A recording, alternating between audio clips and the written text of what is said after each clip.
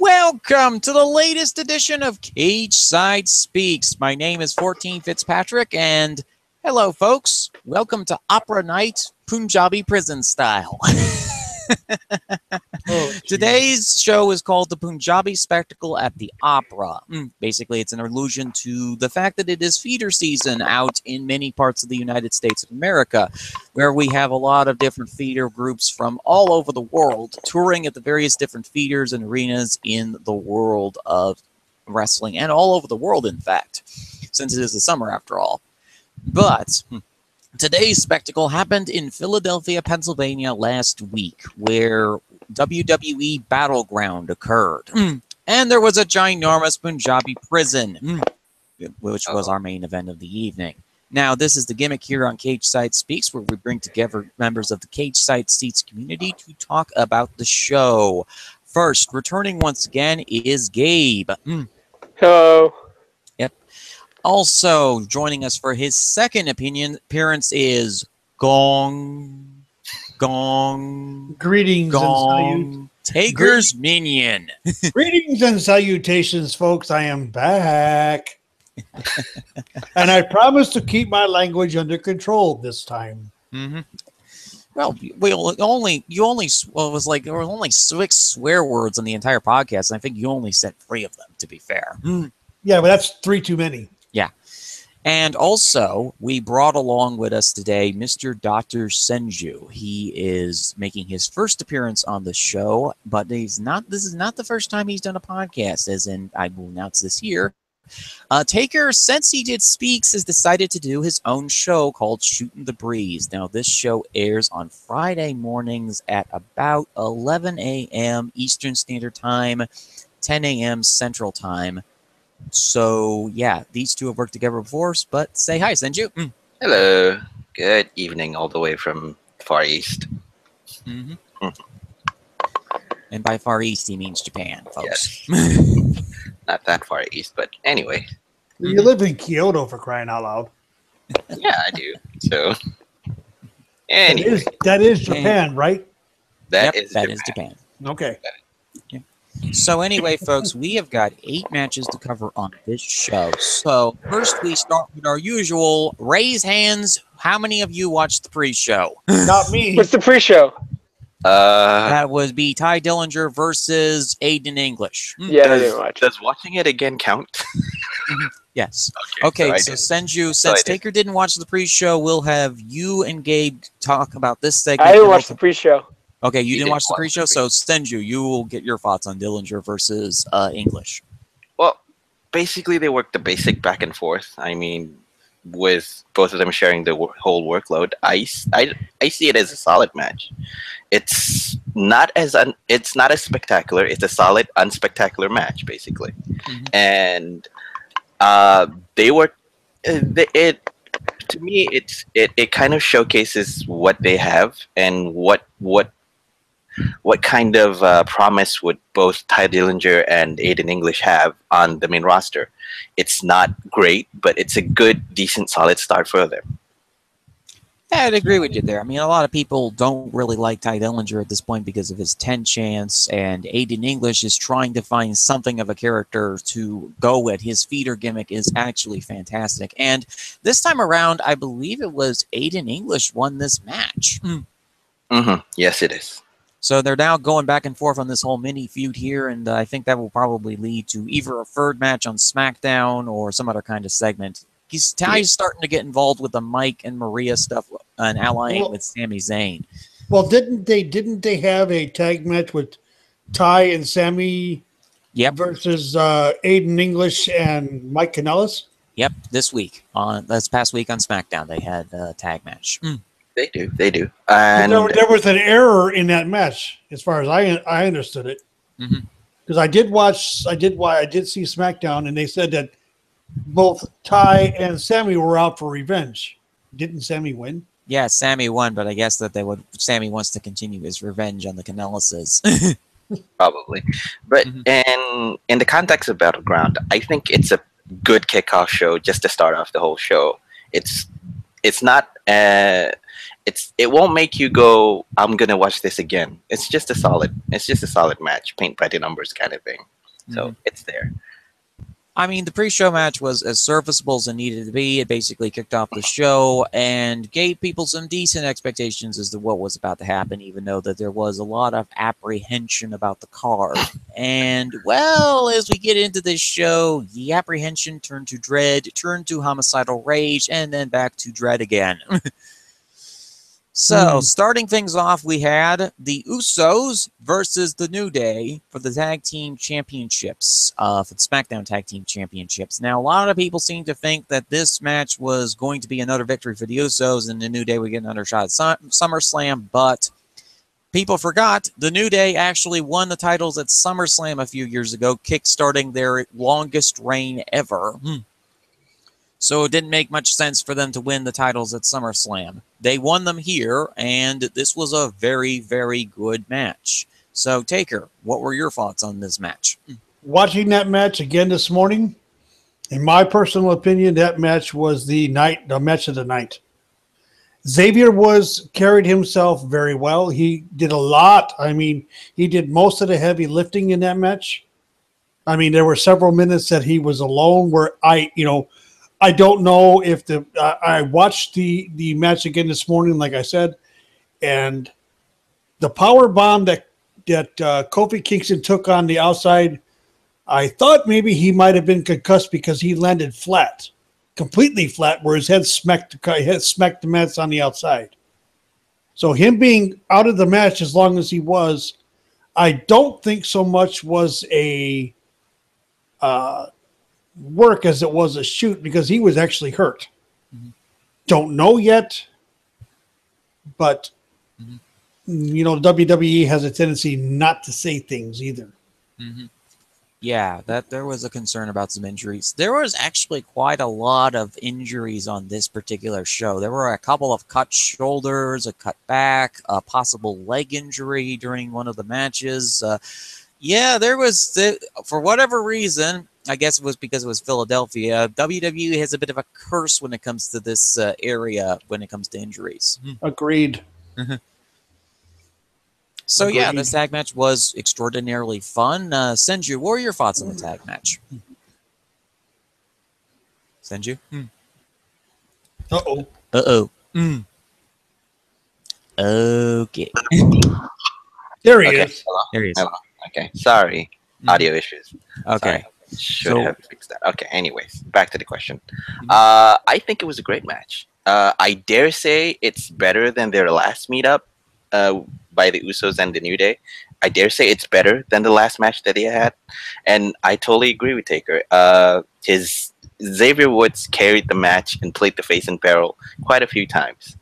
And at first I was worried that Kofi could have suffered a concussion on that powerbomb on the outside. But all in all, both teams delivered. All 5 men delivered, and I think it was a great follow up to the match on Battleground. It is possibly one of the best matches in Battleground, I think. Well, seeing the looks on Big E's face was, with the midnight hour, he was like, oh my God, that didn't win it. His facial expressions are right on point throughout the match. It's true. I mean, the thing that I like the most about the New Day is that how they play expressions, how they play emotions just by facial expressions alone, and all 3 of the members play that to perfection. Not too much, and didn't overstay the welcome on the expressions, but they played it just right. Yep. I felt that the psychology in this match was fantastic. I also like the way that they changed the story of Xavier and Kofi going against the Usos. The Usos were not prepared for the speed advantage that the New Day had during the match. So it told a simple story, but it was a very effective, simple story. Agreed. I mean, we've seen variations of Big E either teaming up with Kofi, or most of the time we see him with Kofi, and we rarely see Big E team up with Xavier Woods. But entering Battleground and seeing both Kofi and Xavier starting off, it kind of took me off a little bit. But as soon as the match settled down, okay, I see where they're going. They're trying to match up with the Usos pace by pace, pace with pace, speed with speed. So in a sense, that storyline kind of started off a little bit jarring, but as the match goes on, it smooths over, and it shows basically. Yeah, I'd agree with you right there. So, anyway, Gabe, what were your thoughts on the match? I mean, it was this was this was best match of the night, but probably says more about the pay-per-view than I think it was a good match, but like just overall, like your opening match shouldn't be the best match of the night. Yeah, I was confused why, like Mister said, I was confused why Big E didn't wrestle, but it was smart and it eventually played out to their advantage. Yes, exactly. So, yeah. Yeah, so yeah, it played out to their advantage. It's nice to see Xavier in a role other than cheerleader and trash talker. Because basically we see Xavier taking on more like a pseudo manager role, where he just goes around trying to work out the crowd, trying to work with the crowd or work against the crowd, and just getting the team up together. Exactly. So, and it's refreshing to see that Xavier Woods is taking more of a active role in this team as a wrestler. And the thing is that we see Xavier Woods that his body of work is great, can be improved, but he's already great there. The only thing that he doesn't have at that time before he enters is his promo skills and the way he kind of tries and connect with the crowd. And when he enters New Day, he found that kind of niche, and he found that kind of spark that lets him connect with the crowd. And I think that's why the team let Xavier to be kind of like a pseudo manager role, where he pumps up the crowd. Yeah, I have no disagreement with that whatsoever. Yeah, I agree with you right there. You know, Xavier has really excelled in the role. He's now starting to become more of sort of a dual threat classic 80s. Because I watched some old World Class Championship Wrestling from 1982 on the network a couple days ago. And they had managers wrestling in the opening matches of the cards on these shows because they were so short staffed. Yeah, he's a Skandor Akbar putting the tights on and going back in the ring. Yeah. Yes. That site fails to impress. Never fails to impress, actually. Well, let's put it this way. Tojo Yamamoto was one hell of a stiff wrestler. Oh, wow. Okay, why do you bring that up? Well, Fizz brought up the World Class Championship Wrestling. That's where Tojo Yamamoto was. I totally agree. And he was one stiff SOB in the ring. People have said that about him. Yeah, he worked World Class, and I think he also worked in the Memphis territory, right? Yeah, I think he broke Lawler's jaw at one point. Ah, yes. No wonder he is so endearing to me, because he broke the Burger Bull's jaw. I did not know that, actually. So. I believe that's true, but I don't know. I haven't been able to find that story, but it's a story that's out there, but I haven't found it.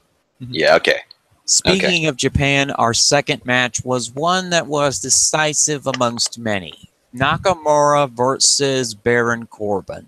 Now, personally, I did not have any issues with this match. I thought it was a nice, slow-paced striking affair. I know that WWE's interpretation of striking is different than the shoot style in Japan, but this is how they see strikes, and we just have to live with that.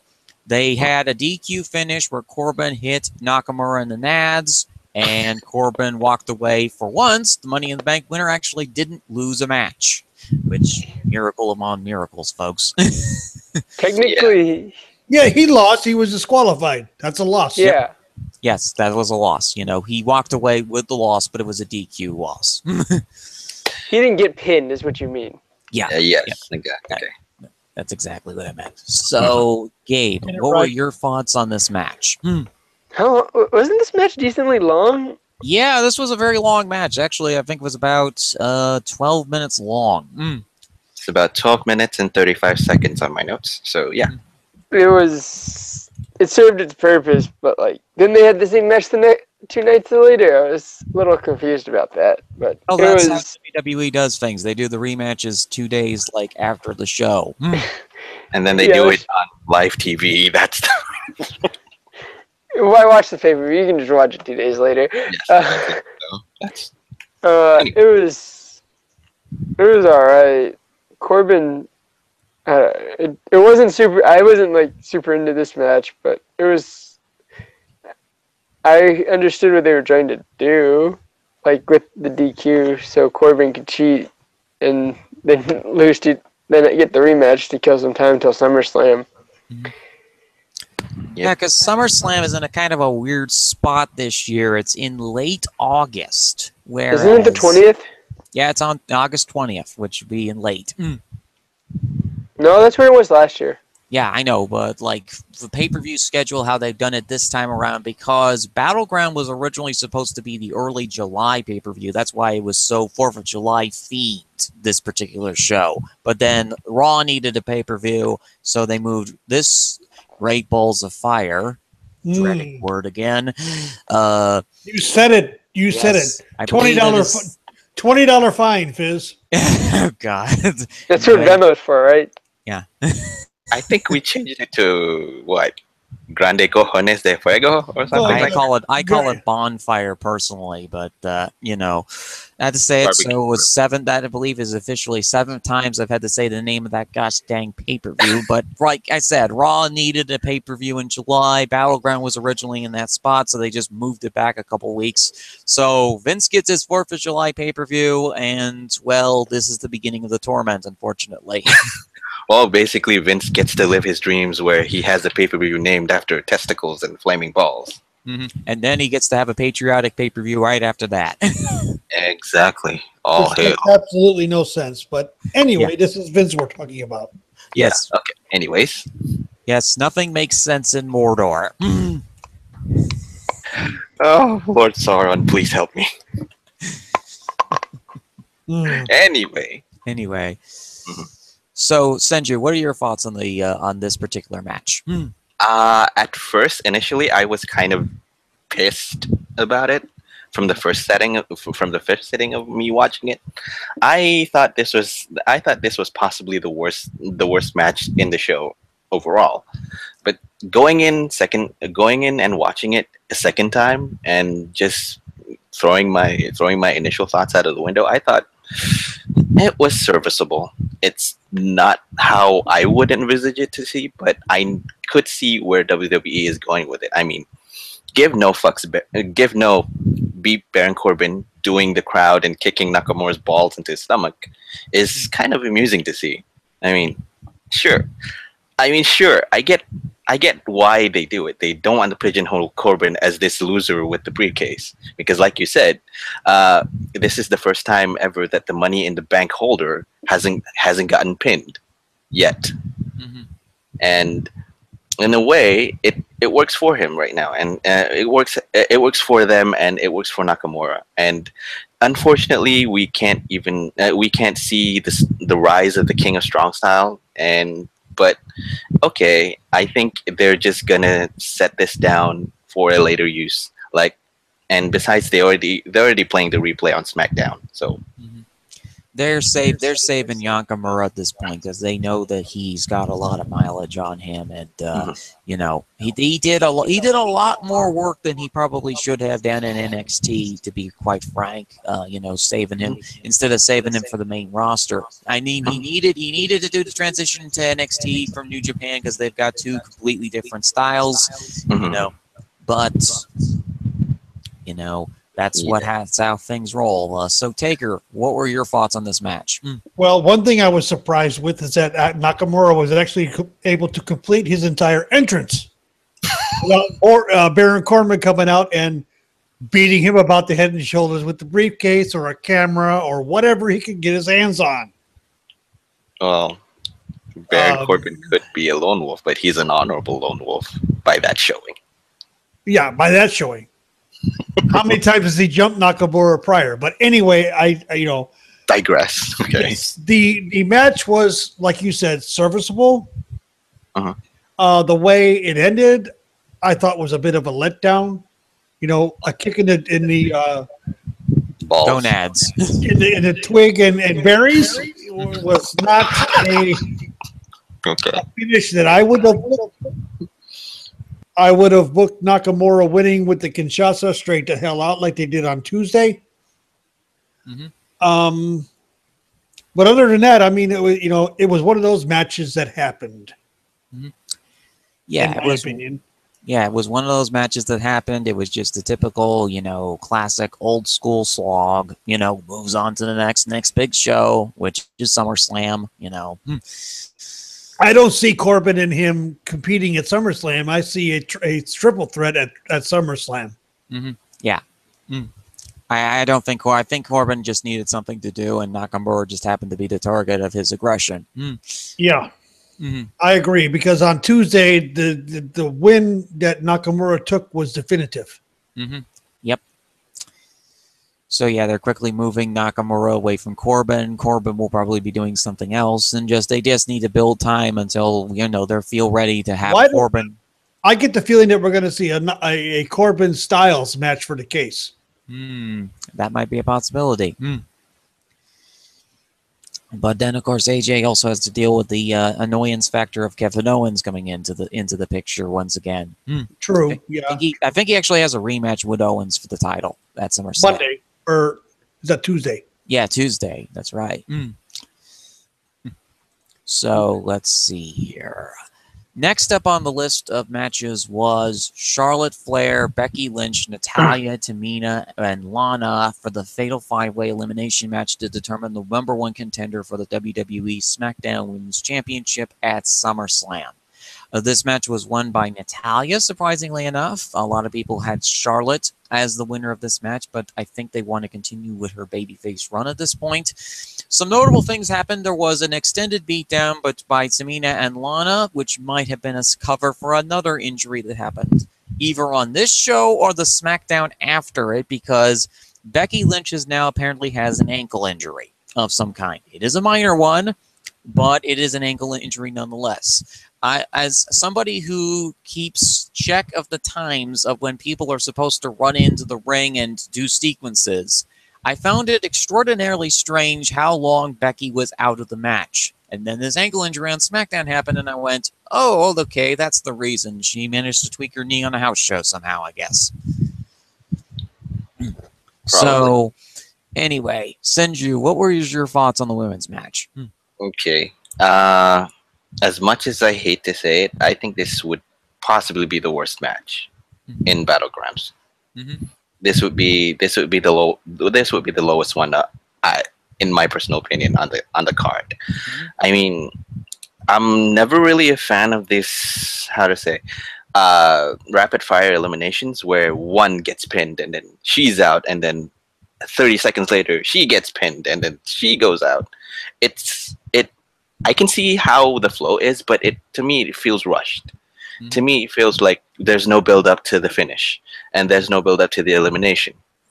I mean, why not give these women, these 5 women who clearly can work, time to kind of wear down their opponents and just pin them if they want to.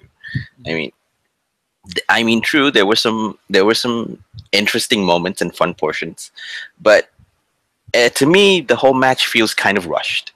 Yeah. That's what I see. Even though it was only 11 minutes long. Yeah, it is. So yeah, this was an 11-minute long match. I mean, I think it would be. I think it's the shortest match, I believe. Actually, that would be Sammy and Kanellis' sprint. That would be 7:15, followed by the pre-show match, which was 9 minutes 45 seconds. So it was the third shortest match on the card. Okay. So, yeah. All right. So, I can see why the WWE, the creative and WWE wants to do this, because basically the only reason is that they wanted to showcase the women in one go, and they don't want to waste one or the other. So let's just lump up all these 5 women into #1 contenders match for the SmackDown Women's Division title. So there you go. But if you want to plan on doing that, make sure the storyline, or make sure the story that they portray in the ring flows at an even pace, rather than a quickly rushed ending and quiet and just it left me feeling a little bit like this should be better. This could have been better. And okay, the ending took me by surprise. I mean, the go-to for me was seeing Charlotte win, but suddenly taking Natalia up to be the #1 contender is both a surprising thing and a questionable thing for me, because where would this go? That's what I was asking myself for the whole week. Where would Natalia go with the #1 contendership title with Naomi? And watching this as we go to SummerSlam, what would happen to the other women on the roster as a whole? I'm thinking we have a brand division tag match on the SummerSlam pre-show with the rest of the SmackDown women versus the Raw division. Because this is one of the 4 pay-per-views on the show where they can do that kind of thing, because both rosters are performing on this show.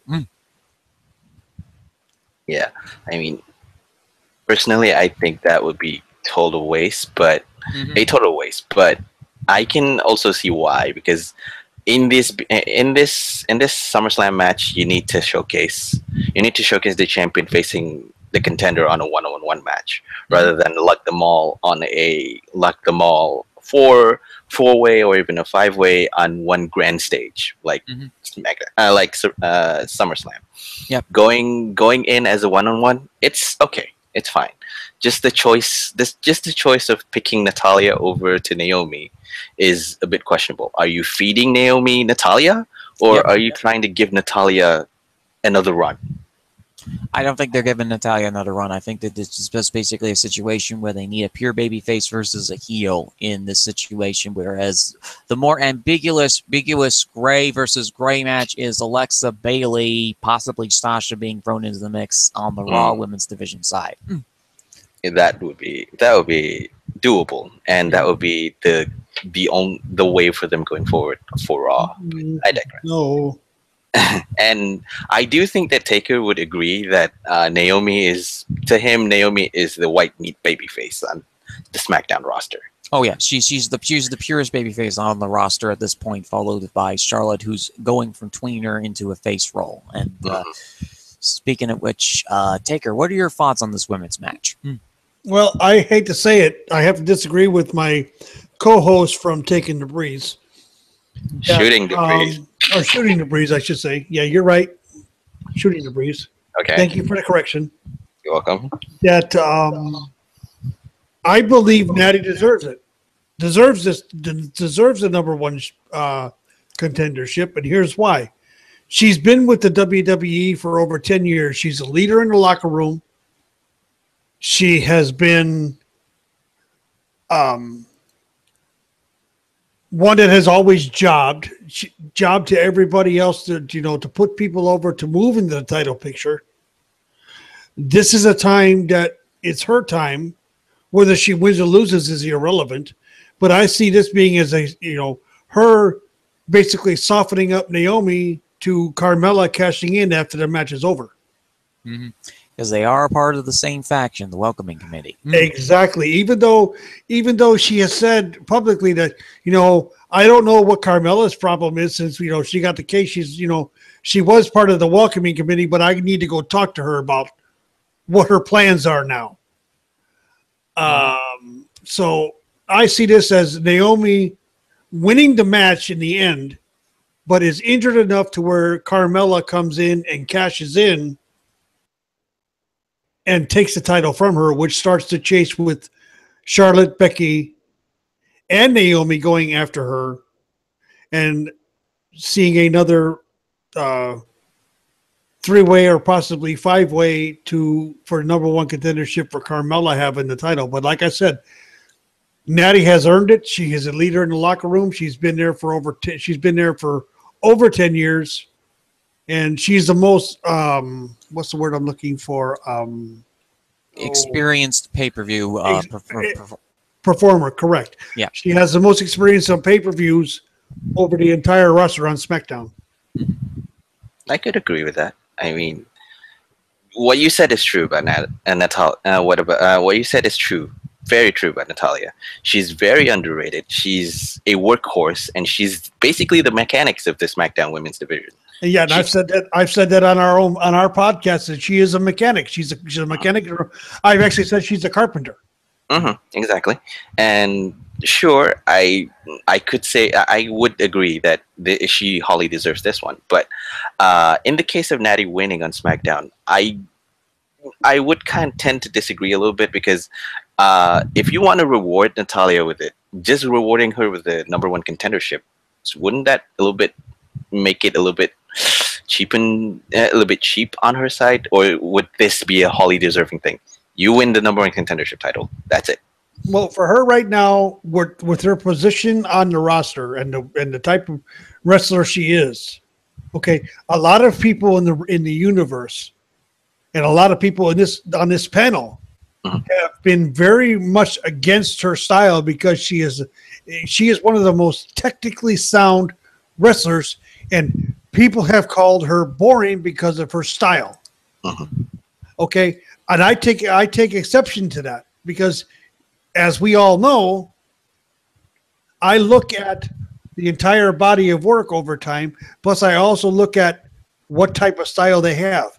You know, nobody said anything negative about Bret Hart, and he was just as technically sound, or Natty is just as technically sound as Bret Hart was. It has to do with her coming out of the dungeon. A lot of people, I mean, she can put you in holes in a shoot fashion that will actually dislocate and break bones. Yep. True.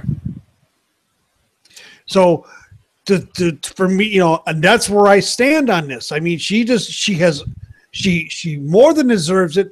I wouldn't be surprised that they give her the title in this instance, because of, as a reward of what she's done over the last 3 years with the women's division on both Raw and SmackDown, when they were considered not a brand separation, and what she's done on SmackDown since she's been involved with the brand separation. You know, she has worked her behind off to get there. Additionally, this just came as a thought to me. You could have Natalia win the belt at SummerSlam, have it be sort of her gold watch moment. Then on the very next night on SmackDown, Natalia has a rematch with Naomi. Then what happens is that Naomi loses the match due to some kind of weird interference. Either she has some feud with Tamina and Lana, because that gives them something to do. But Carmella cashes in on Natalia. Yeah. Carmella cashes in on Natalia, wins the belt. That turns Natalia back babyface for a short run. Right, for a short run. And I mean, you know, I could see Natalia working with both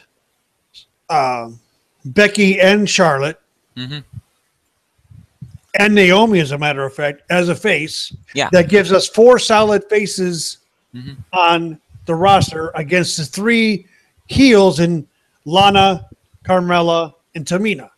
And there's also the possibility, if the Breezango vignettes don't have the Reefers returning as a tag team, then the possibility of Sanity coming up to the main roster. Right, with Nikki Cross. Yes.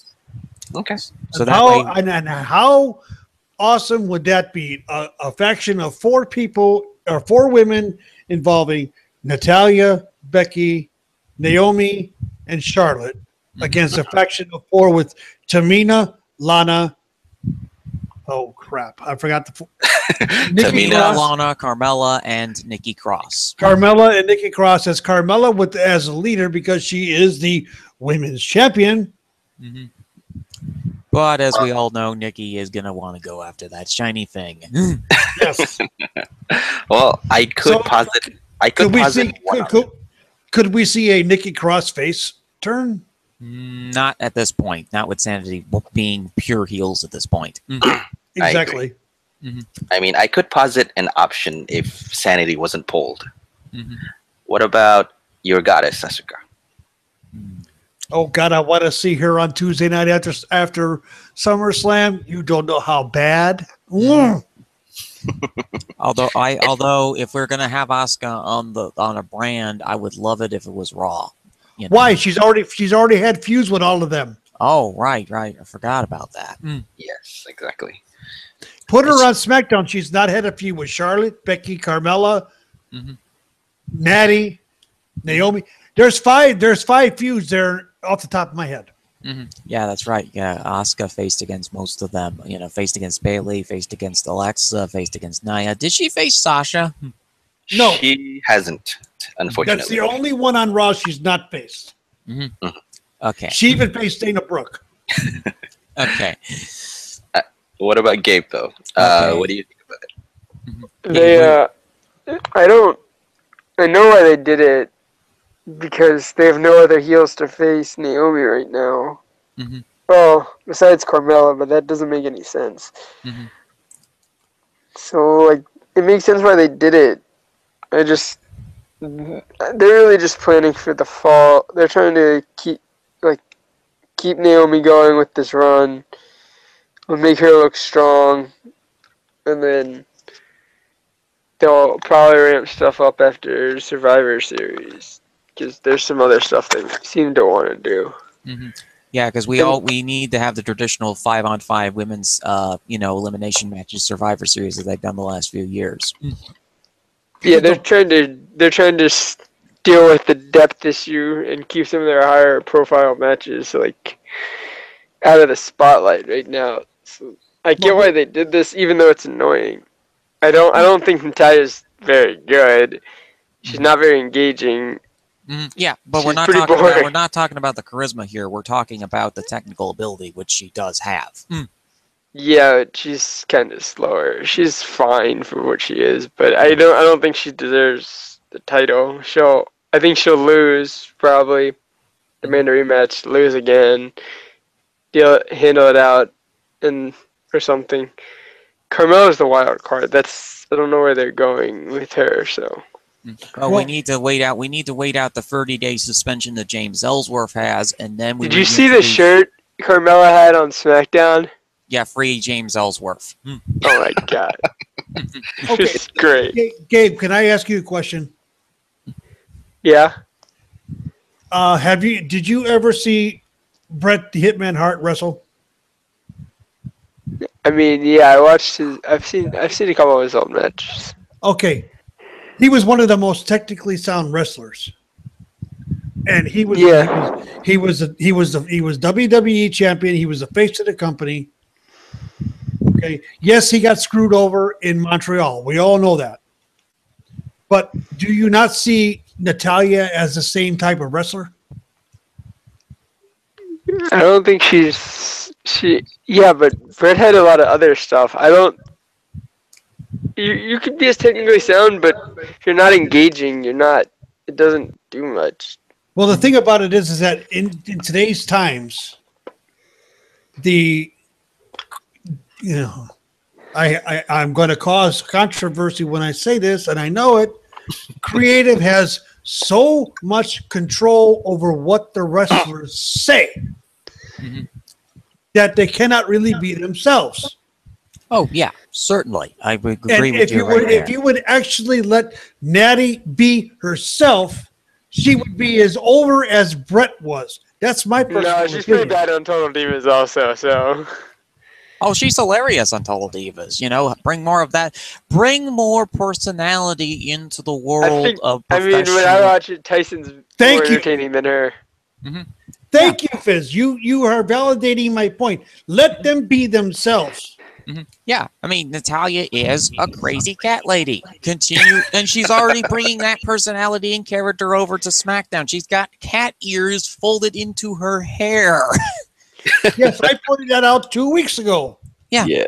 So, bring more personality back into the world of professional wrestling. It has gotten to the point where it is so work sport, you know, we're serious sport thing, that the personality and character has left the room.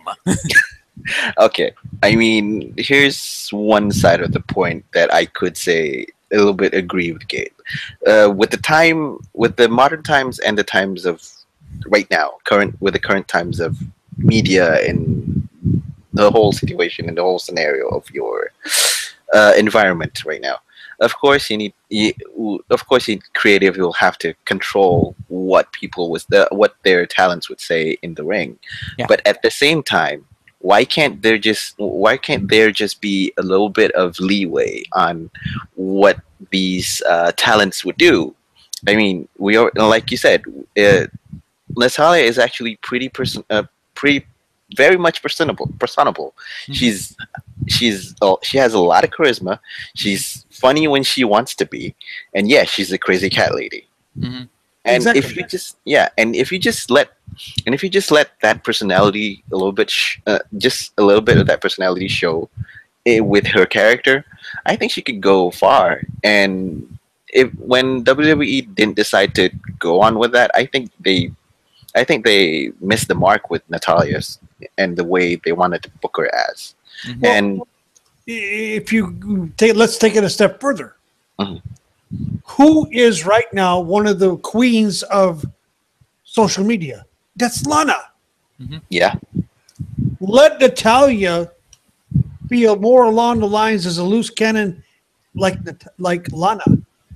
Let her be herself. Lana's being herself. Mm-hmm. true.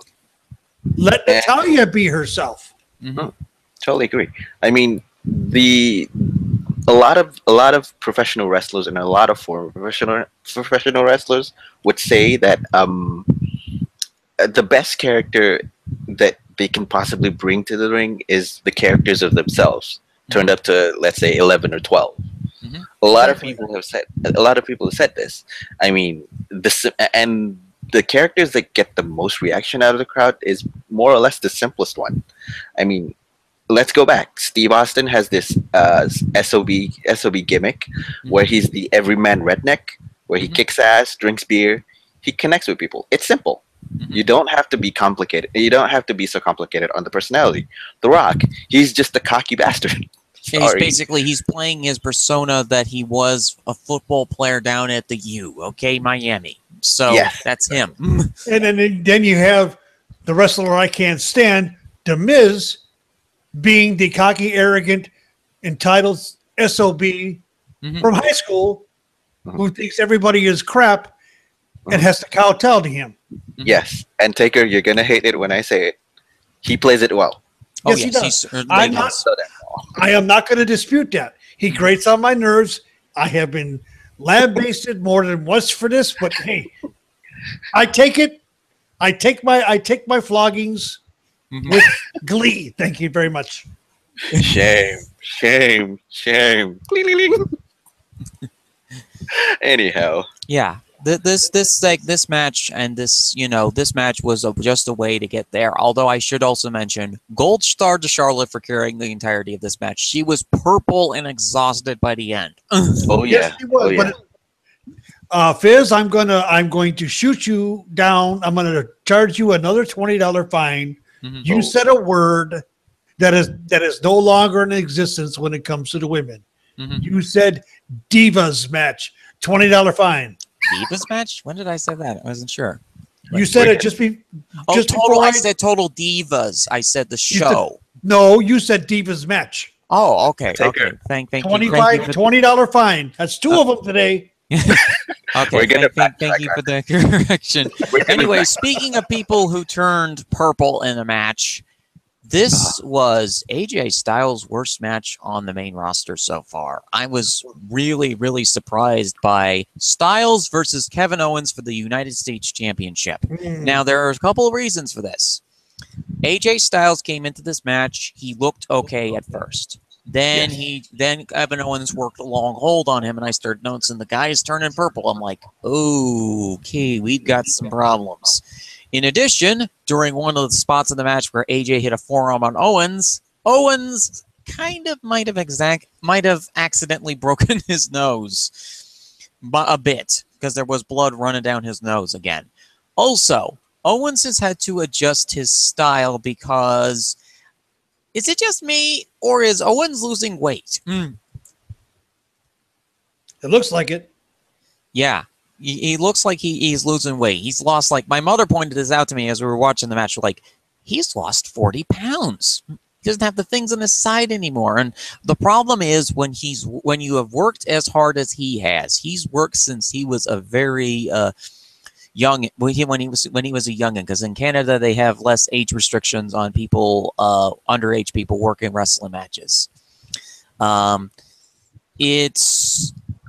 This was a match where the age of Kevin Owens is starting to show, and he can't take the kind of bumps that he used to take anymore because of all the weight he's lost. Because when you have padding, you can take, you can work that heavyweight style, and you can take those kind of bumps.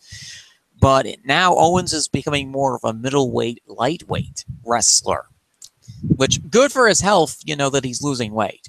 But it's also forced him to have to adjust his style in the match. And then there was the finish, which was a controversy all of itself. Either the finish was botched, or the finish was correct, and they just wanted to move things on to SummerSlam. Regardless, there will be a rematch for United States Championship at this week's SmackDown, and we will have that particular match. And also Chris Jericho returns. So, Gabe, I'm going to have you talk about this match first. What were your thoughts on the match? It was not a good match. Thanks to Headlock City, basically. You would expect these two to have a good match, but I guess what they were trying to do just didn't go, and then they completely botched the finish too. Some miscommunication happened. I think Styles was supposed to get a shoulder because the ref was counting super slow. And the only thing I can say about that is, even though it's a botched finish, at least they worked it into an angle well enough where they're like, well, rematch right away, and then they'll do the rematch again. Yeah, they're going to do the rematch all over again. It might have given them a little bit of time, but I think it might have messed with their SummerSlam plans, but I'm not completely sure. Not much, because, this is just the United States Championship. They'll adjust on the fly. Well, I think their plan depends on what happens Tuesday also. So. Yeah, basically everything hinges on Tuesday. Whether AJ is going to be facing somebody else like Nakamura or Jericho, or he's going to be facing against Owens again, or if Owens is going to transition into a feud with Shane McMahon. Yeah, I'll be okay with KO over Shane if it's some crazy no DQ match. Hopefully it doesn't involve a helicopter, because Shane's already had to launch himself off of one. Yeah, I mean... What are they going to go back to those WCW matches where they were fighting on the freeway? No, but... who knows? If Shane launches himself out of a parachute out of a helicopter, then... Good luck with that. Good luck with that. We thought he was going to use the roller coaster at the WrestleMania show, okay? Everybody would. Maybe, just maybe Shane is going to use the roller coaster to dive coast to coast. I mean, it would be an awesome spectacle, but then again, Shane would crash and burn, and we don't want that. Oh, man. So what were your thoughts on this match, Senju? It's disappointing. One word I would definitely say, it's disappointing, because going through the match and going through the first few minutes of it, we kind of realized that maybe something happened with both Owens and Styles. I mean, there's the possibility of Styles getting injured, or Styles kind of getting a little, getting one shot too stiff, or getting gassed. We don't know, because we can only speculate on the matter. But I think that was why the results went this way. But in a fantasy booking standpoint, this would have been one of the best matches to watch. And okay, if you want to keep this kind of like a flat, disappointing finish for Battleground and then carry this over to SummerSlam, the biggest question for me would be, why not just put them in SummerSlam rather than put this match in Battlegrounds? Because they need a transition feud for the United States Championship for Battleground, because this isn't like the old days where they would have the United States Championship not show up on a show, you know, for a pay-per-view. They want to incorporate all their titles. And on that standpoint, yes, logical booking standpoint, that would be perfect. On a storyline standpoint, that would be a little bit questionable, a little bit iffy on all sides, but okay. We're not talking about the stories anyway. We're going to talk about the booking. So, in a sense, it's a finish. It's a very flat finish. The ref bump did no favors, and the shit finish did no favors either. I mean, it could have been better. It should have been better, because this is AJ Styles, one of the most phenomenal athletes that you have ever watched, and Kevin Owens, who can definitely work. But I think at this juncture, we can both definitely see that both of these guys have starting to show their age, unfortunately. And I mean, with the bumps that Styles took throughout the years, and the bumps that Kevin Owens took throughout the years, I mean, it's starting to show. And it's the bumps in Owens' case, and it's just basically age and just getting exhausted, because, like, you know, there was a heat wave in Philadelphia before the show, so who knows how AJ was being affected by that. But they managed to work their way around it. They managed to have this match, and it is what it is, unfortunately. It is what it is, unfortunately. I mean, like I said, it's a disappointing match. It could have been better. It should have been better. But we don't know the circumstances of what happens inside the ring. I mean, a lot of factors would determine why. Either both of them were gassed out, both of them were affected by the heat wave, like you said. Who knows? It should have been better. Well, they didn't have a very good match beforehand at one of the other pay-per-views I can't remember the name of. But yeah, they've had matches before, but that didn't even work either, because they didn't have chemistry. So it's either chemistry, injuries, fatigue, all this other kind of stuff wrapped up into a finish that didn't really work out. So, Taker, what were your thoughts on this match? This is a match that happened.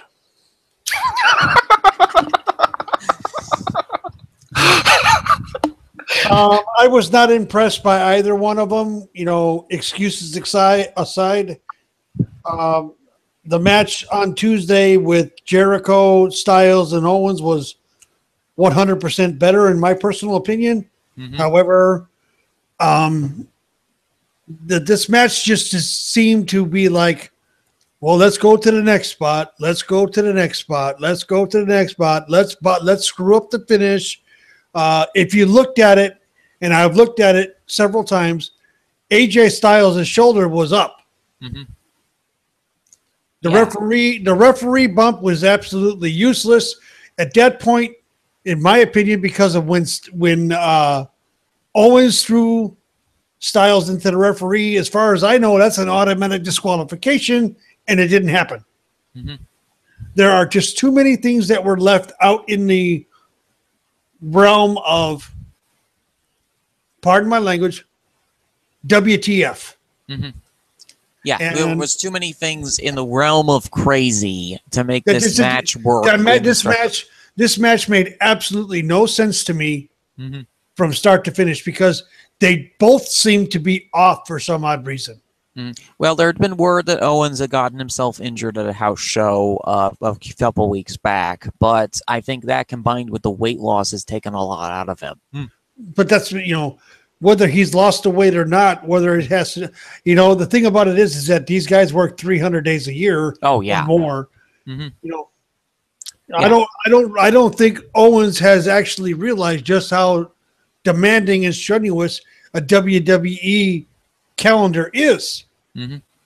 And he's beginning to realize it, and his body is rebelling against it. Same with Styles. I remember AJ Styles spent a lot of years in TNA, GFW. Yeah. And he didn't work near as hard as WWE do. Yeah, because they don't run as many. They didn't run as many house shows. Right. And New Japan, when he was over there, they didn't run as many They didn't run as many days either. Yeah. You know, Gallows and Anderson, Gallows has already been in the WWE prior, so he understood. And I think he helped prep Anderson because they don't seem to have lost a step. No, they haven't. Yeah. Fortunately. No, they haven't. But they've only been there. They're not used as much on the main roster or main show roster like this, Raw as Styles was when he first got here, and when Styles was working both Raw and SmackDown for a lot of weeks. You know, I mean, Styles was supposed to show up in here in my hometown back in February and didn't show up. So, yeah, but the wear and tear on their bodies is starting to show on both Styles and Owens. And my personal opinion, both of them will be out of the WWE within the next 2 years because they just can't hang. I hate to say it, but that's my opinion.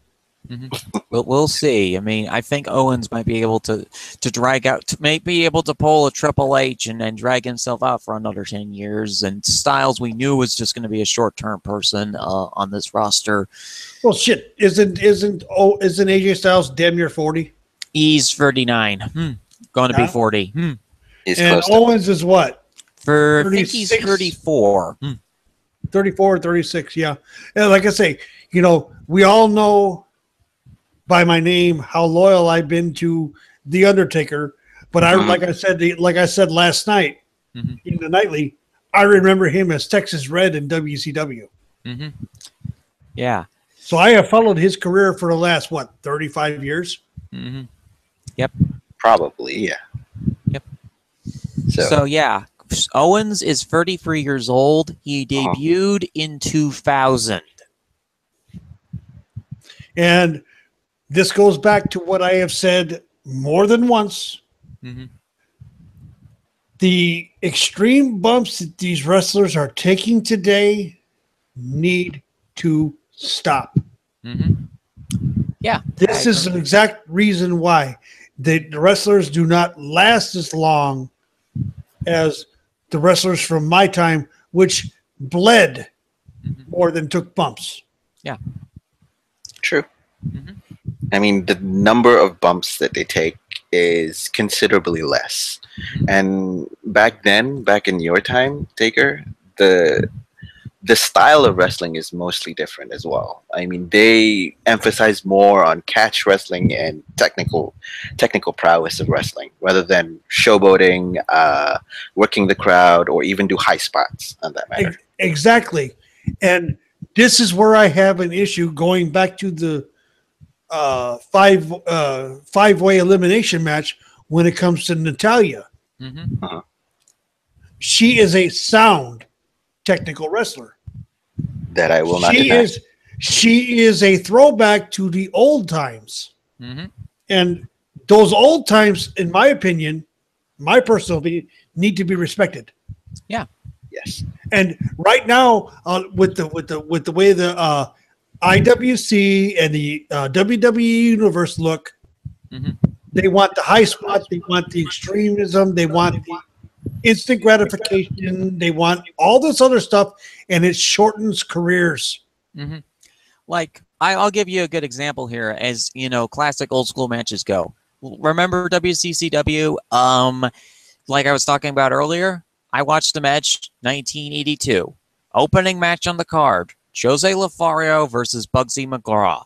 Guys just basically brawled around the ring for 10 minutes and didn't take a single extreme high spot. Just pure brawling. And it was a great match, was it not? Yes, it was amazing. Please, all I'm asking is please go back to that kind of wrestling, please. Yeah. I mean, I was purely entertained by it because these were two guys. One of them, Bugsy McGraw, was at the end of his almost at the end of his career. So he had about like 10 years. for that matter. Yeah, Lothario, who, by the way, trained Shawn Michaels. This is the guy who trained Shawn Michaels. Yep. When I want to watch good wrestling, I go onto the network and I go into WCW, or I go into even Smoky Mountain Wrestling when James E. Cornette was booking it. Mm-hmm. And I see wonderful matches that are old school. Yeah.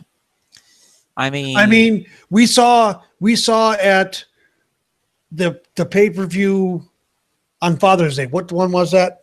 Oh crap! GBOF. No, it wasn't GBOF because Orton and Mahal had a match. That would, I believe, would be Money in the Bank. Okay, and we saw Baron von Raschke, Larry Hennig, Orton, and Flair sitting ringside. I looked at Baron von Raschke, who is 79 years old, and he looked like he could still put on a good match. Yeah. Yeah. Yeah. I mean the number. Yeah, sorry. Look at Jerry Lawler, 68 years old, and he's still wrestling. Why? Because he still knows how to grapple. Yeah, I mean, it's not about how athletic or how physically well defined you are at back then. It's how you treat your body. It's how you take care of your body. Exactly. Rather than take an insane amount of bumps, rather than take a high amount of damage consistently when you're on the road. It's more that you're keeping yourself guarded. That's why most of the time you see the 70s and 80s wrestlers can still go even when they're reaching in their 60s and reaching in their 70s even. Ric Flair's a prime example. He wrestled till he wrestled in the WWE, he wrestled in NWA, WCW, WWE twice. When he finally retired, he was what, 61? Or no, 50. He was 50. He was 60 when he retired from the WWE for the last time. Yep.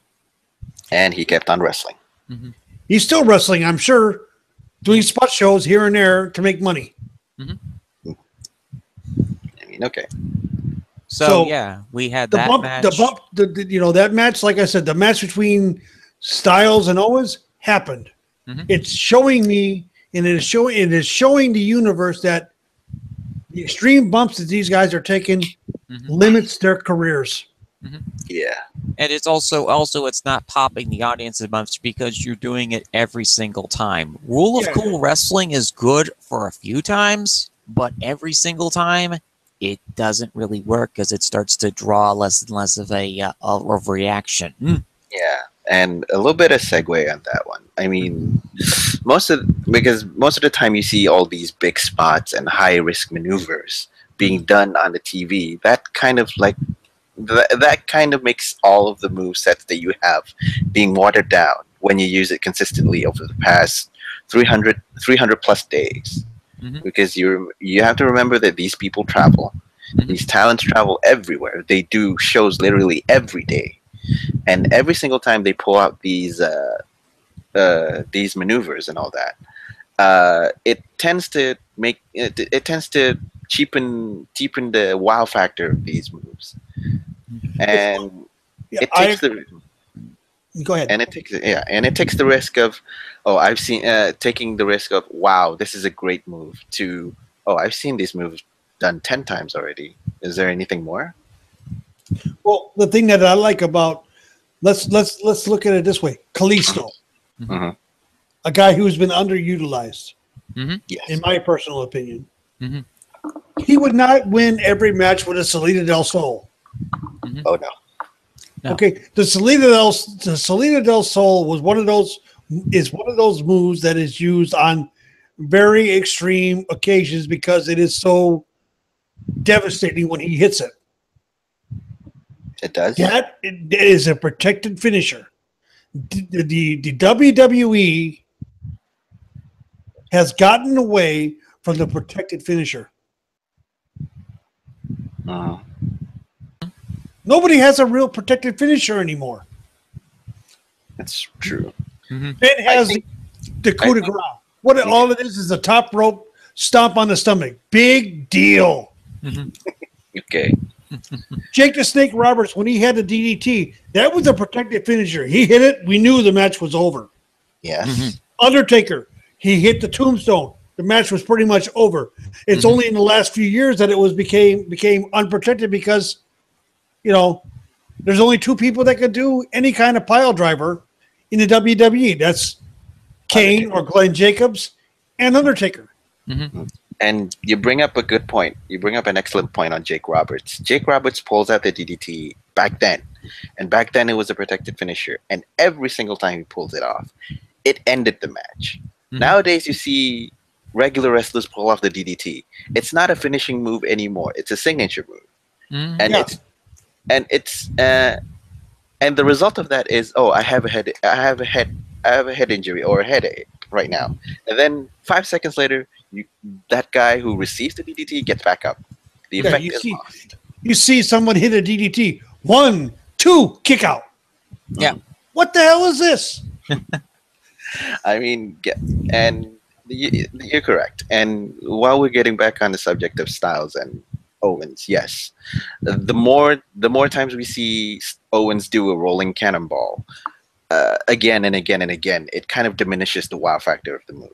To me, it's a signature move, and it ain't worth a damn. Exactly. And I like Styles more than Owens on this regard on the match, because most of his moves are either desperation moves that bring out the bang, like the Pele kick, one of it, and on another point, Styles has many other ways of finishing a match rather than his phenomenal forearm. He has the Styles Clash, which is right now so far has been protected.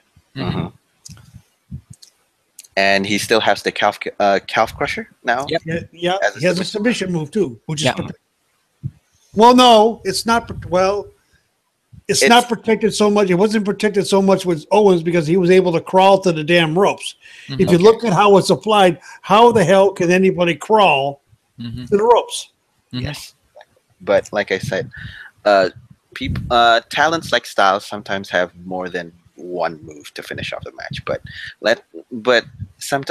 on another argument, it would also mean that sometimes you have to see big matches to let him loose on finishers and all that. So yeah, you know, and we go back to finishers. Like Natty's got the sharpshooter, which is protected. Yes. Even today, it's protected. Yes. Yeah, it's protected wonderfully. And also, you know, getting onto submission finishers, we have a flag match to talk about. Oh, God. Let's talk about that one. Now, I was actually going to get your thoughts on this one first, Taker, because this match is kind of up your alley because it felt really old school to me. It is an old school type match done in a new school way. Adding the finish line and the podium with the where you plant your flag really isn't how a flag match should be done. A flag match is done kind of like the Team USA versus Team Canada with, you know, the Hart Foundation versus Stone Cold Steve Austin's team. And all you had to do was grab the flag. Mr. All-American John Cena, you know, I've never been against him, but I've never really been for him. You know, everybody is basically throughout the years, the last 15 years now, have been fed to John Cena. Yep. And this is the second time Rusev has been fed to him. And in all actualities, my opinion, Rusev should have won the match. Oh, I would agree with you there because Rusev recently returned from an injury. He needed the. I mean, the only way that this loss works for him is that they're going to do a face turn on this guy. I don't see a face turn on Rusev. I don't, because they're doing the typical. I'm a foreigner. I hate the United States. It's a POS. You know, and I don't see it happening. Yeah. Because Rusev is Bulgarian by birth. It's true. That is real. Mm-hmm. Him being AA through a table, great finish. Great finish. Okay. Cena being basically exhausted, planting the flag, great finish. You know, him planting the United States flag on a podium in Philadelphia, fantastic. You know, birthplace of America, all this other happy horse crap. Great, fantastic. But there's a heavy but here. There's 20 minutes in between this. Right. 20 minutes of let me beat you. No, I'm going to beat you. No, I'm going to beat you. No, I'm going to accolade you till you pass out. But you're going to get up just as I get my flag. Oh, I'm going to put you in the STF until you pass out. Just long enough for me to grab my flag and start out of the ring. Please, come on. This match was too predictable from start to finish. I knew Cena was going to win. I just didn't know how Cena was going to win. This is one of those matches that happened. Yes, this is one of those matches that happened. LOL, Cena wins. Yes, Cena wins. Cena moves on to next feud. Great. Which is him and Nakamura. That is going to be an interesting match because who wins? Yeah, who wins, and will there be any interference, and will there be a match set up at SummerSlam? I mean, SmackDown is providing us some intrigue for once about, who's going to be in what match, but... Are they going to protect Nakamura? And protect John Cena from a pin for both of them? So they go into a triple threat against Jinder Mahal? And give Cena the 17th title reign? Break Ric Flair's record. That's what I'm seeing happen right now. Anyway, that's my opinion. Yeah, and I'll stick to it. I mean, that is something that could potentially happen. It would break a record though, because John Cena has had a losing record to SummerSlam recently. But the thing about this is that Cena will pin Mahal. He won't pin Nakamura to protect him. That's a possibility. That might actually be a get-out-of-jail-free card for WWE to possibly short end the Mahal run. So, Senju, what were your thoughts on the Rusev-Cena match?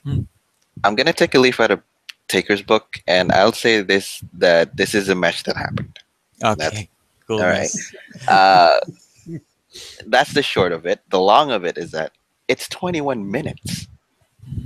The whole flag match of you carrying the flag and putting it on a podium to win the match is okay. I mean, it's new, but it's okay. The only thing that I found funny and I found a little bit insulting is that it's 21 minutes long. You cut the match about 15 minutes. You cut about 15 or even 10 minutes, and it would be fine. Fine, you want this All-American John Cena to face off against the foreigner Rusev, which again is a very, very predictable and very, very stale kind of booking, but fine, you want to do that. On another note, putting these two, Cena and Rusev, both making their pay-per-view returns, and you stick them into a flag match, like WWE, come on, just let them fight. Just let them fight in the ring, even if you want to put out the America versus the evil foreign country stick. Like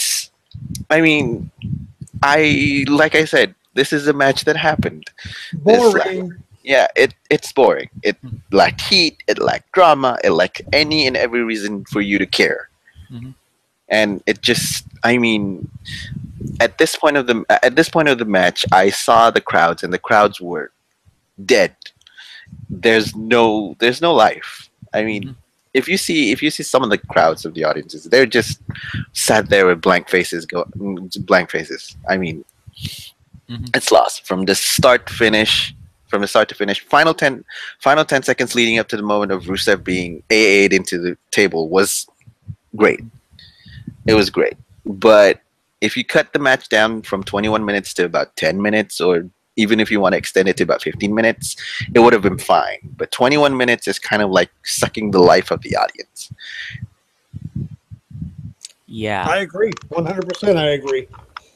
It really did suck the life out of the audience. Gabe, can we make it free for free on this one? Oh, this match happened. It took way too long. But Okay. yeah, it took way too long. They also Taker's talking about how they had like foreign heels. That would be okay if there was like one on SmackDown, but there's like 5. That's it. There's really like 3. But it wasn't the. It took way too long. They could have cut some time out. I mean, but Gabe, you can't take time away from John Cena. Yeah, John Cena needs all the time in the world. He doesn't care about 20-minute match. He doesn't need 20 minutes. They ran over on this show. Time out. He's the next Triple H. Don't we know that? Yeah, he's already been at it. Yeah, no, he doesn't. I don't. He needs to be able to put. And I'm gonna say something here, and I'm gonna apologize up front. He needs to be able to put 10 pounds of shit in a 5-pound bag. Oh my goodness. The whole setup of it just didn't work very well, though. Oh yeah, they have to do a sprint and pretend that they are either injured or suffering from the match's submission maneuvers and whatnot, because the podium is all the way over at the end of the stage, and they have to walk from the ring across this podium that apparently has been filled with all matter of lava, sharks, and a minefield. Yes. Just to get to these podiums to plant your flag on the correct podium. They even have to color them. It can't be either the left or the right one. It has to be that specific podium. Did anybody notice the floor on the side for John Cena had all the red, white, and blue? Yes. And on the side for Rusev was black. I did not know that. I didn't see that. Oh my god! Take a close look. I saw that. And I'm like, what the hell is this? And did you notice the background of the wall was the Bulgarian flag? Yes. Oh, that one I noticed. Yes, like I said, John Cena and Rusev had to put 10 pounds of shit in a 5-pound bag. I mean, I would be fine. I apologize already for that. I apologize second time for that. No, that's fine. That's fine in this particular case because it is a proper metaphor of the situation of this particular match. And like I said, putting John Cena and Rusev back in a pay-per-view on a regular match would be fine. It would have been nice, even though you can actually predict already that John Cena would win. It would be fine. But putting them in a flag match, a 21-minute flag match, that is one big question. I hate to call the match a dud, but in a sense, I'll still use Taker's words. This is a match that happened. Personally, I enjoyed this match. Continue, Taker. I was going to say, what is your opinion there, Fizz? I honestly enjoyed the match as the spectacle was concerned. I didn't mind that it was 20 minutes long, but then again, I was looking at this from the theatrical spectacle fact of the match of, okay, this match entertained me.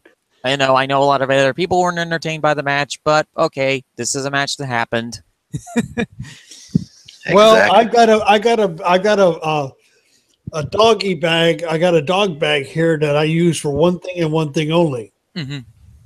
That's picking up his dung. Yep. And that match, in my opinion, was dog dung.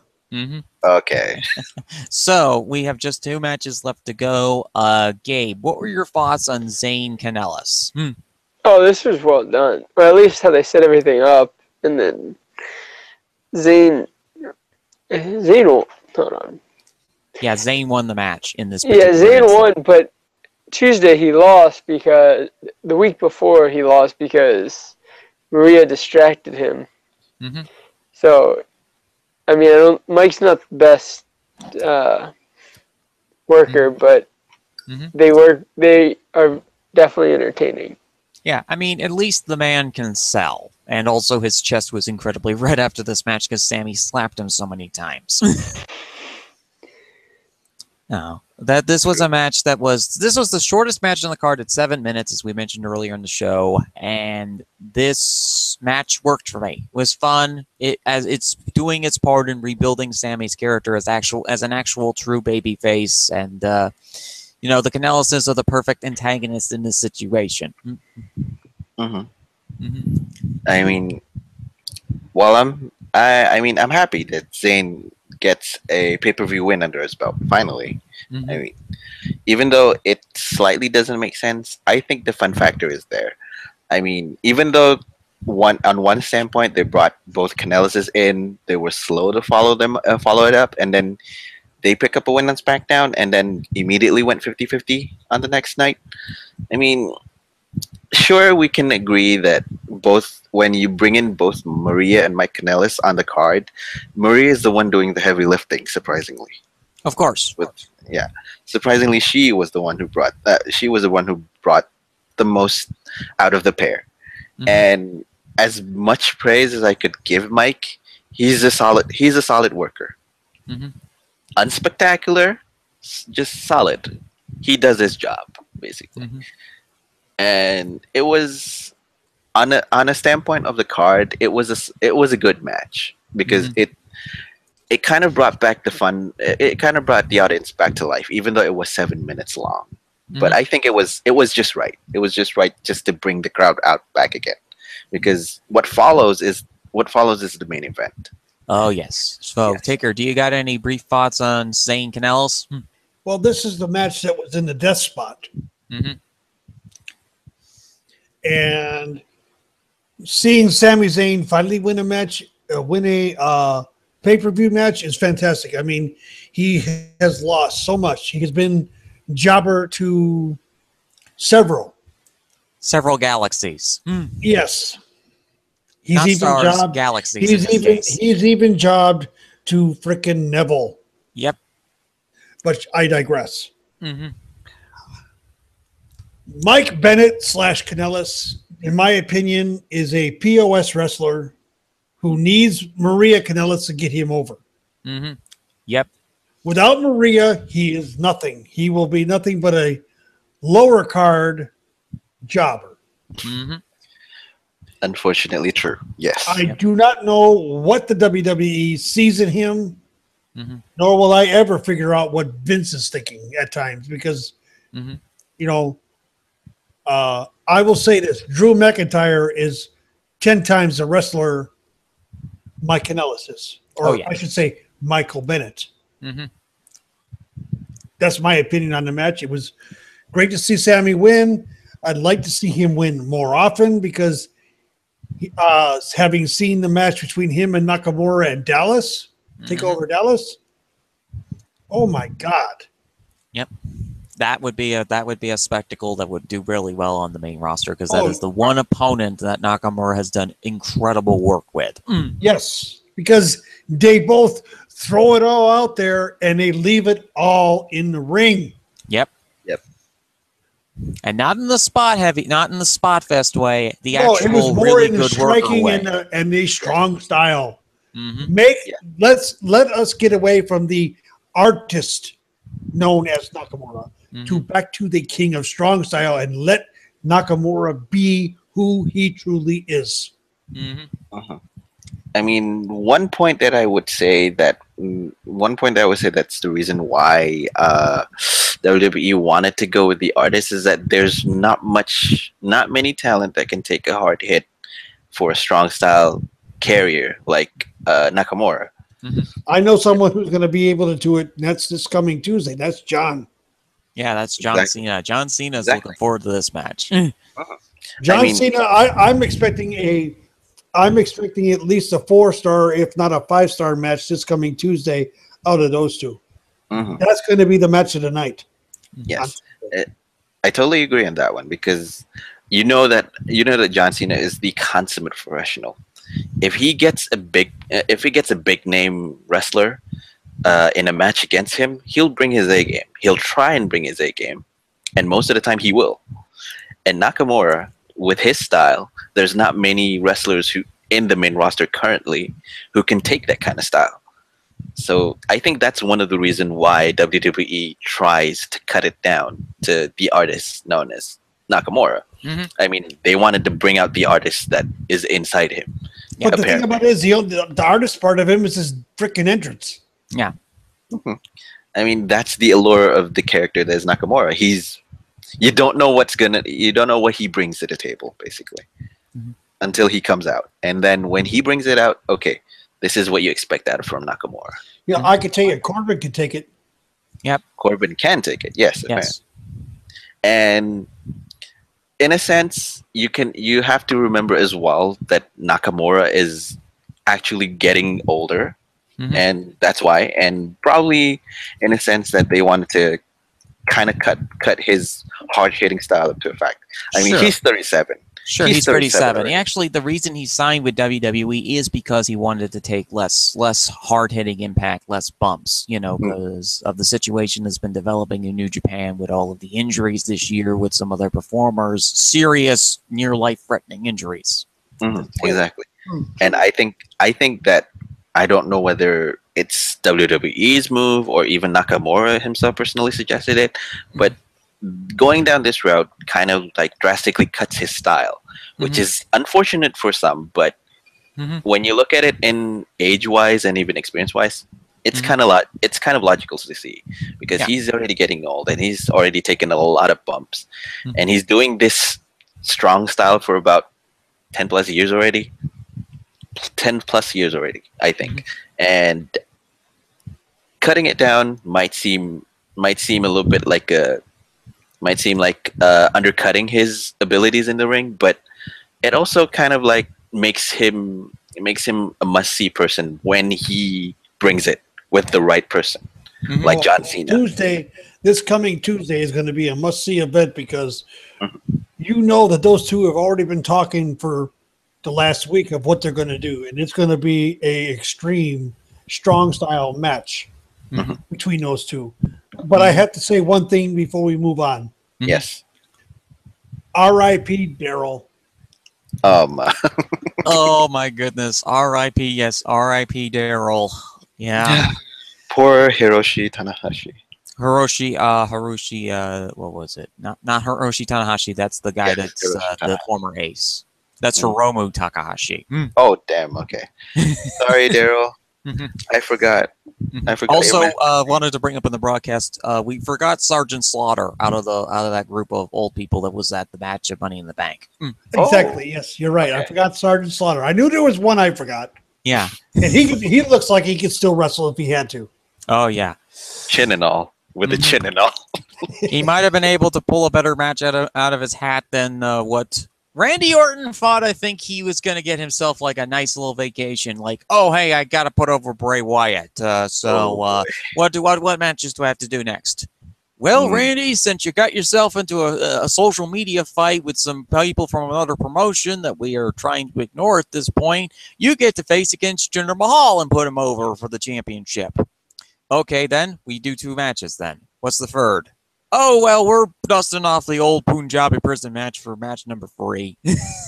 And Orton's like, oh, yep, this is the Punjabi prison match. Jinder Mahal with the Singh brothers versus Randy Orton. Now, I say with the Singh brothers, but they weren't supposed to be with Jinder during this match. That didn't stop them from crawling under the ring and managing to pop out like a jack-in-the-box to assist Mahal in the eventual triumph over Randy Orton in match 3 of the Mahal-Orton series. Although he also had a lot more help. Great Khali returned and shook Orton off the cage. And Jinder Mahal smiled and laughed as he climbed his cage after a surprisingly short 27-minute long cage match. Now, since this is an old school match, Taker, you go first. That's how long the match went? 27 minutes, yes. I thought it was damn near 40 minutes because it was so freaking slow. Okay. I mean, my God, yes, the Singh brothers backstage, we're not going to be out there, Maharaja. Blah, blah, blah, blah, blah. I knew at that point that they were somewhere. I mean, it's only obvious. And when they opened the last door, there they were. and they drag Jinder Mahal's beaten down, broken body out of this cage, and then they're trying to get the referee to close the gate early. Okay, fine, great. The best thing, in my opinion, the highlight of that match was it Samir or Sunil? Samir Singh. Samir Singh going through the Spanish announce table. That was the highlight of the match. Other than that, this match happened. Oh yeah, this match. It must have been painful for you because you've seen plenty of old school classic cage matches, and you know the concept like the Punjabi prison match should work. Keyword should, but often doesn't. No, especially when you have the Great Khali come out and basically choke out Randy Orton. I mean, there was a lot of suspense when Orton climbed over and jumped across. That's i.e. similar to Dave Bautista versus Big Show. Yep. And I'm like, okay, Orton's going to win. Then all of a sudden you hear, Handa, Handa, Handa. You hear Khali's theme bleeding. I'm like, what the hell is going on here? What is this? Next thing I know, he's over there shaking the cage, and Orton was already over on the side coming down. Orton had to basically throw himself back over. Yeah, he had to because he had climbed a little too far up ahead because Khali might have missed his cue slightly. I think he missed it by about 40 seconds. But that's Khali's because he's got so many issues with his body breaking down because of acromegaly that he's not had the surgery for. Actually, he did get the pituitary gland removed. Oh, he did. He did finally get it fixed. Okay. Yeah. But he's got so much, like arthritis and whatever else wrong. He was slow getting down to the ring. And Orton was too far, and you can actually look at it, and Orton basically threw himself back over. And it was climbing down to meet Khali. I mean, there are so many things wrong with this match that it took everything. It took everything in me to keep from vomiting. Oh man! Oh dear! Oh, I'm sorry to hear that almost happened. Yes, I kind of threw up in my mouth at points in that match. So, this was a match that happened. Yes, this was a match that happened, and it's a half-star match in my opinion. It was a total dud as a main event. It shouldn't have been the main event. I like Jinder Mahal. Don't get me wrong. I received a lot of heat for this, and you know what? To hell with y'all on the internet wrestling community.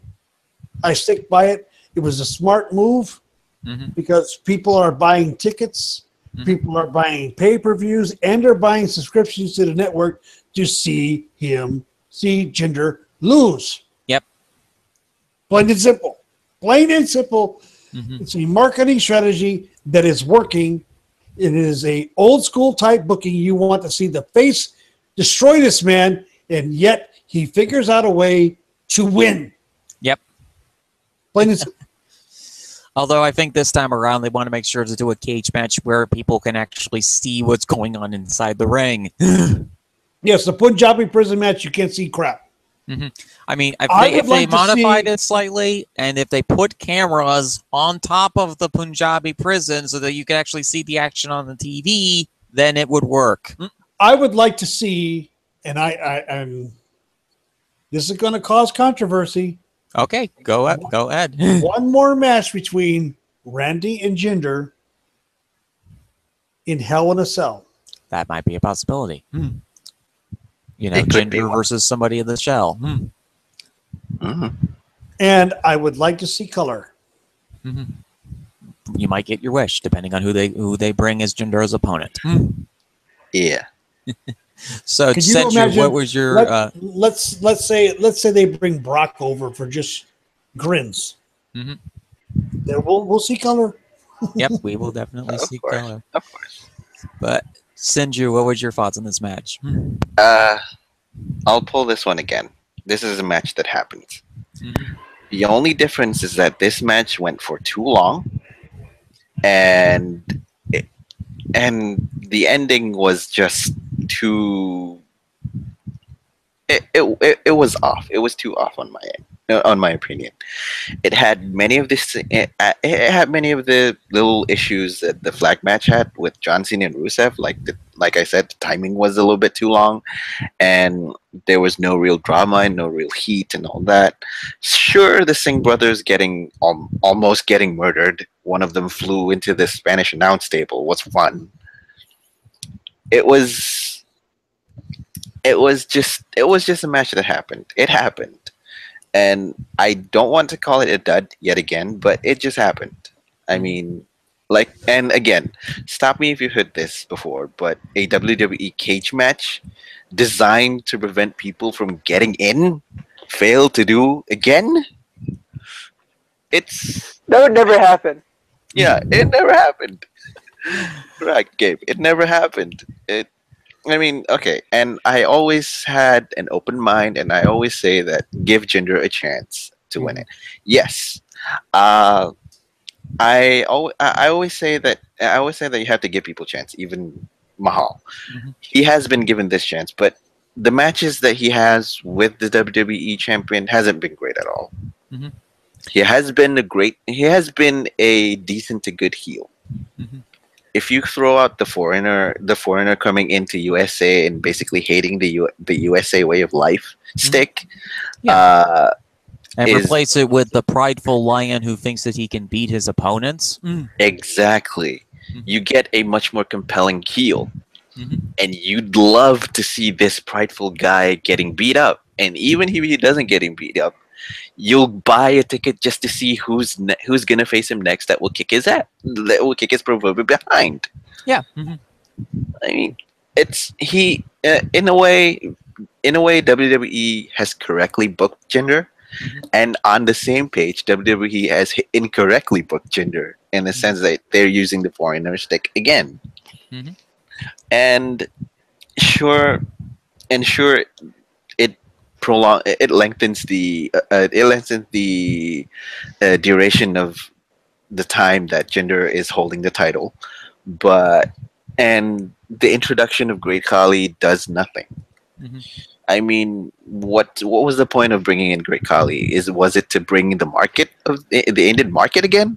Yeah, he's there to boost Jinder's impact in India. Also, to keep him away from GFW, because GFW has been trying to expand into India, and they've been trying to negotiate with Khali.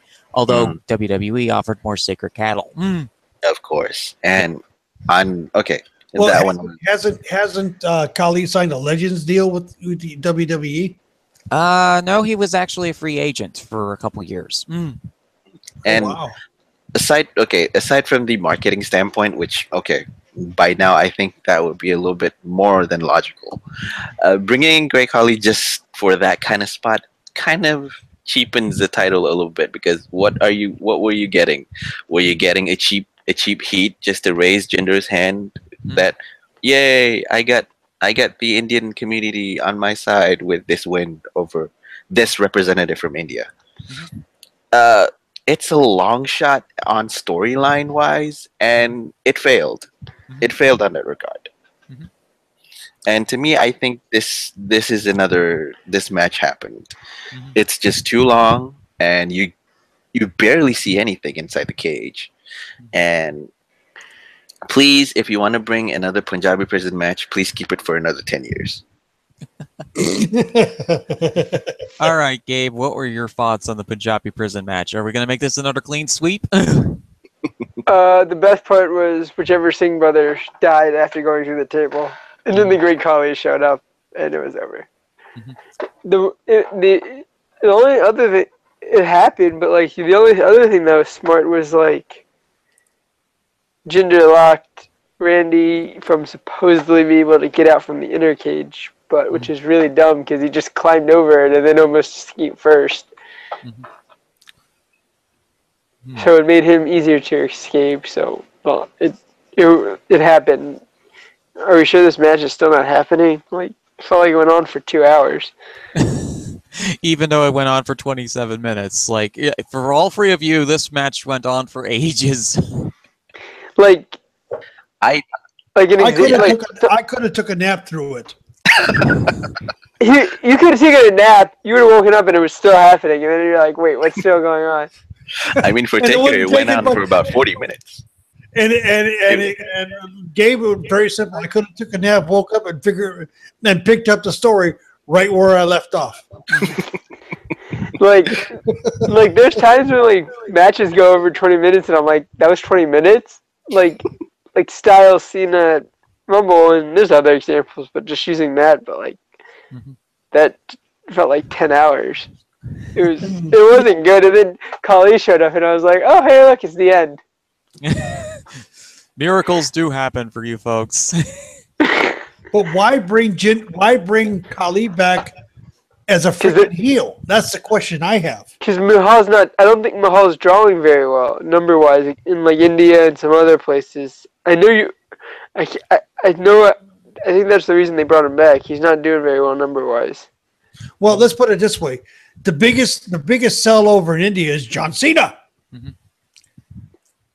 Yeah. I have no idea why that is. Because he's very popular. I was being sarcastic. Yeah. Okay. And following that, who would you mark it off aside from John Cena? The Great Khali. Yeah, because Khali has got an agreement with WWE to bring people from his promotion here. Yeah, and for following that one, yes, Great Khali does have a promotion there in India.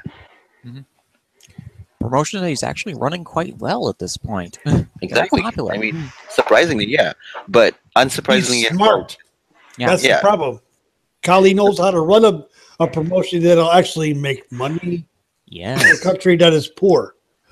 Because if you look at most of India, they are a very poor country. And I'm not saying this to say anything negative, because I work for someone who is from India. His family is from India. I respect the hell out of him. But there are a lot of provinces in India that are economically poor, despite India's boost in the economy over the last few years. Exactly. Yep. And there's a huge gap. There's a huge social gap and a huge economic gap between the rich and wealthy and the poor. Because when you see the rich, they're very rich, and when you see the poor, they're very poor. There's no in between. There's not much in between. No, there isn't. You know, kudos on WWE for trying to expand into this market and actually bring more money into the India economy, you know, to continue their prospect of trying to take over the wrestling world. Well, if you look at what Jeff Jarrett did. Oh, God, that must have hurt. You've had to say Miz and Jeff Jarrett on this show. There's only one person I haven't had to mention yet, but I'm not going there. Not going there. Okay. We know who that third person is. Yes, let's not. Jeff Jarrett had the Rinka King over there in what, 2011? 11. And then left and did nothing. Yep. Because the money had run dry, and thankfully for GFW TNA, they decided to get a deal with the Sony 6, which is a company over in India that is a part of Sony. But that's still and nothing against you, Senju. That is a Japanese-based company, Sony. Yes, so I know. It's Japanese money coming in. It ain't money from India. Sorry, I just call it like I see it. Oh yeah, it's okay. I mean, money is money. Finances is finances wherever you go. So. But like I said before, the most over wrestler in India is John Cena. An American, basically. Yeah. Followed by, I think it was either Undertaker, Big Show, and the Great Khali. Yeah, it was. Yeah, you're exactly right. It went Cena, Taker, Show, then Khali. Because surprisingly, if you kind of go dig deep into the Indian demographic, they like big men, and not just big men who look muscular, but big men who's big. Yeah, they like their monsters down in India. Yes, exactly. It's almost as bad as Godzilla attacking Tokyo. Please don't go there on the whole tokusatsu and kaiju. Kaiju monsters aside, this was. I'm gonna sock the panel here. I enjoyed this match. What? Wait, what? I haven't. That was. You know, you guys said you heard my show earlier. I enjoyed. This Yes, I know, and Punjabi I was hoping you would change your feelings.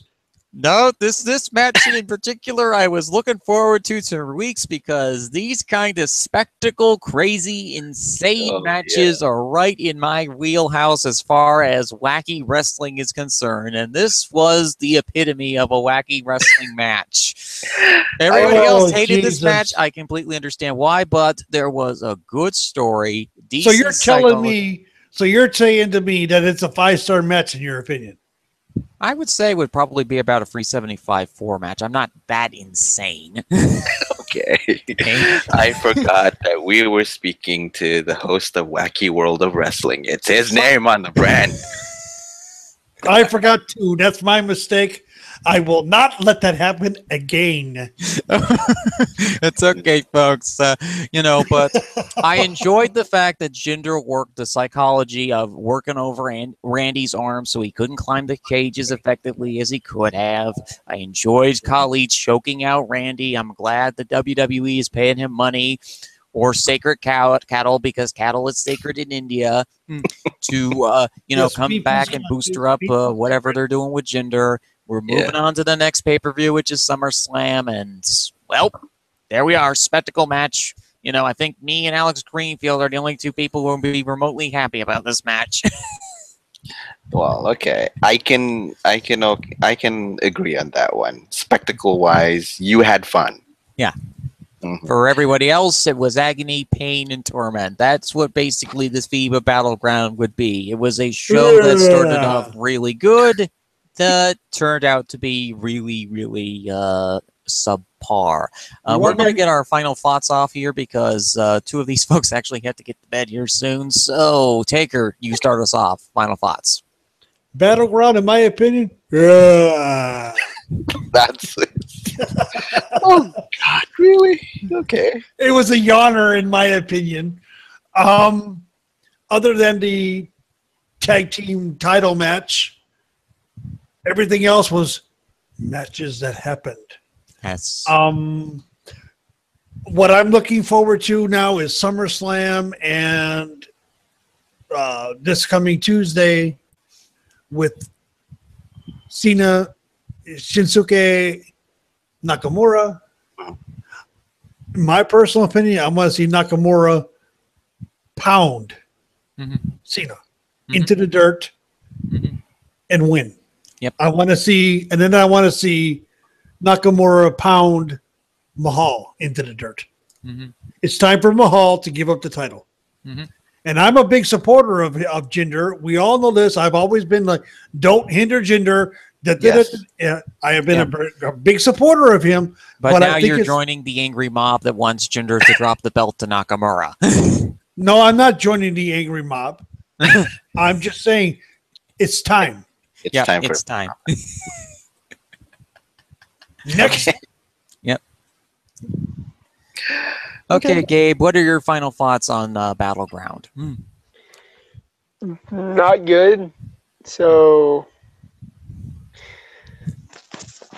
was their typical Battleground besides last year, which was not good.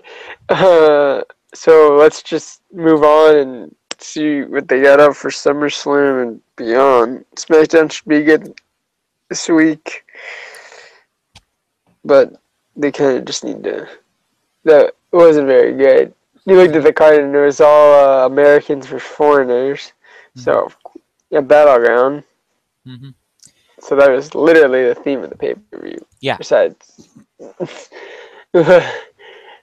Yeah, this was just it just wasn't. It was one of their not very like. There's sometimes where you could have not moved along, but it worked, and this was just bad. Yeah. Okay. Coolness, Gabe.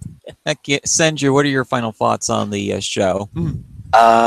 It was a paint by the numbers show. It started off well. I'll be the balancing factor on this one. Okay, it started out well, but as soon as the show goes on, it kind of dragged on and puts a lot more. It puts a lot more of a bluster on the first few matches on the card. Uh, the Kevin Owens and AJ Styles was a little bit of a disappointment for me. Uh, the main event was what was happened. It happened, and what was happened happened. And even if I wanted to put a grade, I would say it was a 2 out of 5. So yeah, You're generous. I'm I'll be not. Yeah, I mean, I'll be generous on that one because, like I said, I'm the balancing factor out of it. There are a couple of things there are 2 matches that you could possibly say were duds, but I don't see them as duds because they're not terrible. They're just executed poorly on that regard. Mhm.